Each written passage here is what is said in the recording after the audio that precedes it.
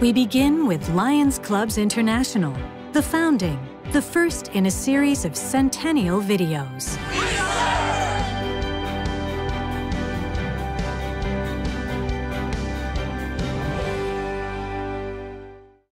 1917, a pivotal year in history, a time of immense social and political change.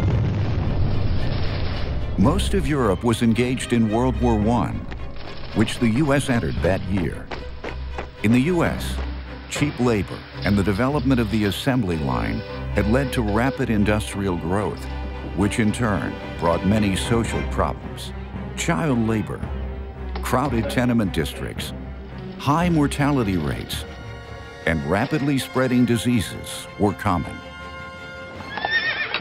Chicago, Illinois, was a center of transportation, architecture, manufacturing, and commerce. It was a magnet for immigrants seeking work.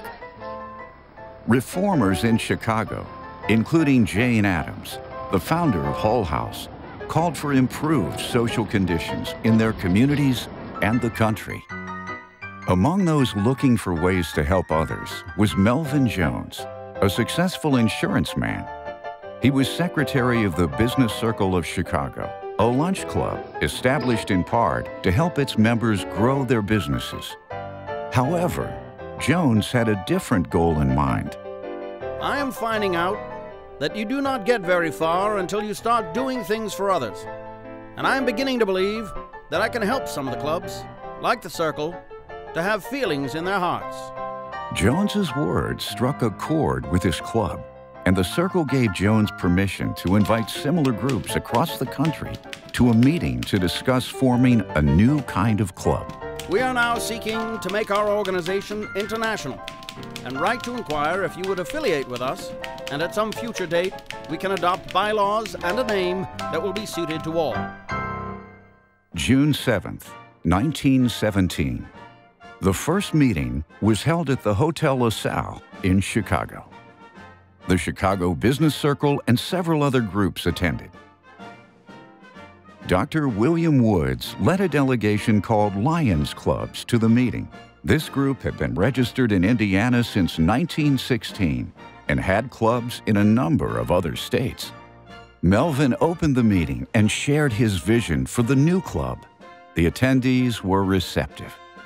Dr. Woods suggested the groups adopt the name Lions and pay dues of $1 per member semi-annually.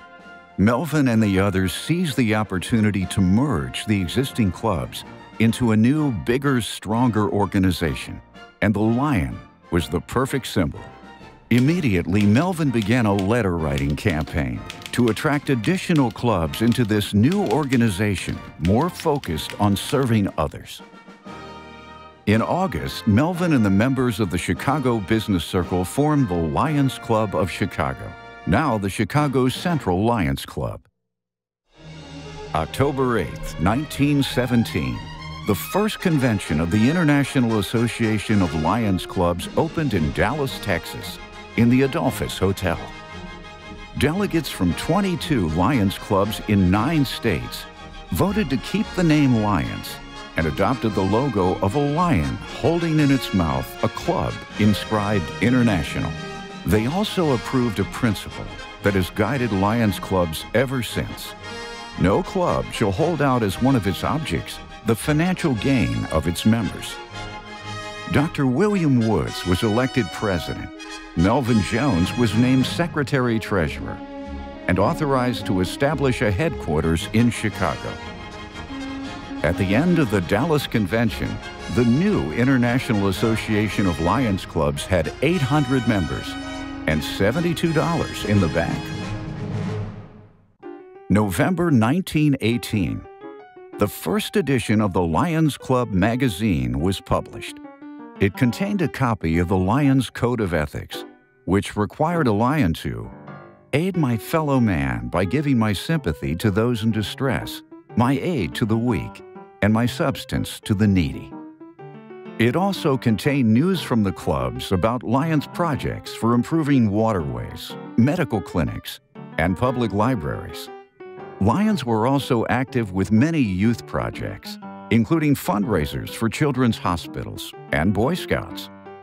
Having fun while helping others was part of Lions from the beginning. A clothing drive for veterans led to an unusual sight of lions parading down the street of their town. By 1919, Lions had grown to 42 clubs across the U.S. with more than 2,300 members. Some of the early clubs had women members, but soon the Constitution and bylaws limited membership to men. It would be almost 70 years, until 1987, before women were again welcomed as members. In 1920, Lioness clubs were established. Many women served alongside family members who were Lions. Also in 1920, in Ontario, Canada, Lions established the Border Cities Lions Club, now called the Windsor Lions Club. It was then that Lions clubs became international.